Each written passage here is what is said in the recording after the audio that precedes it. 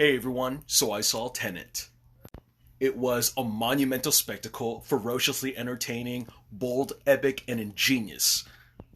This was the highly anticipated Christopher Nolan film, and unlike Inception and Interstellar, this movie was actually really hard to follow.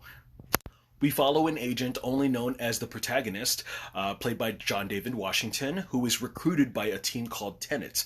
And they discover these inverted entropies, and these inverted entropies were from possibly people of the future. Among the inverted entropies, they discover these artifacts that could be possibly assembled into the world's end. And by the world's end, I'm meaning inverting all of time, thus saving the future and destroying the past, which is the present. The reason why Tenet could be so complicated is because if you've seen Harry Potter and the Prisoner of Azkaban, Hermione Granger has this time turner. And when she does it, they go back in the past and they were kind of experiencing, oh, this has happened before. We're on a loop. And they intercept and, complete some kind of mission to save the day, but they've always have. They just had to move forward to go backwards. And I know that sounds fixed. It's a loop. It's already happened. And that's the kind of time travel that we're dealing with here.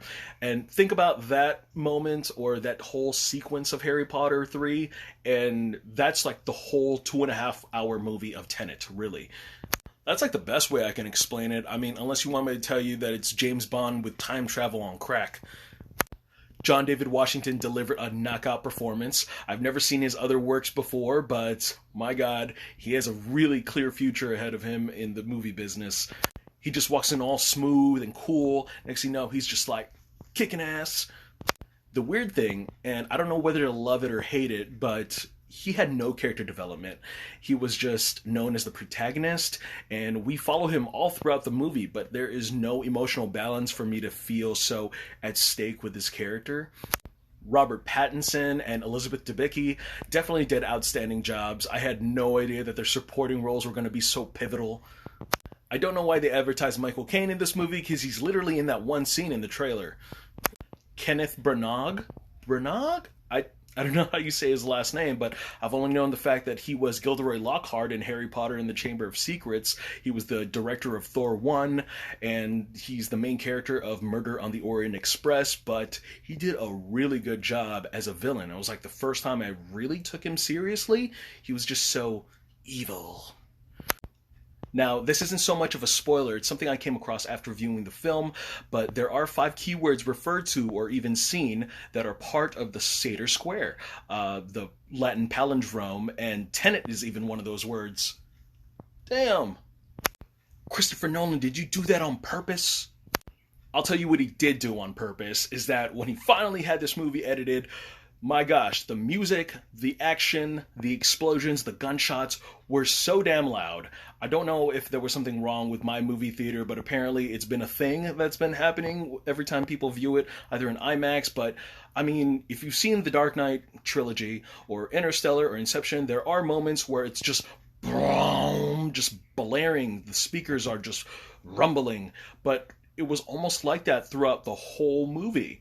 I thought it was epic. I didn't think too much of it, but I was like looking over because half my theater was old people and they were straight up leaving because they were probably going deaf. It's like sticking your head in a tuba. The other thing that I very much admire about this movie is that even though we're dealing with time travel, we're not doing a whole jump to the past or jump to the future. We are living in the present, existing in the present, while the world is reverting or inverting backward. But every single time they enter that turnstile, I swear you're going to get just a little bit like, oh, just slow down. I need to catch up. On that note, I think I'm going to have to watch it again. I really, really enjoyed it. I wanted to thank Consolidated Theaters for reopening at the Queen Kalamanu Center. It's been a long time since I've gone to the movies, since March. They're doing their best to follow the safety guidelines and health protocols, so you guys stay safe out there. I'm Jaren Agbanawag, and I will see you guys next time.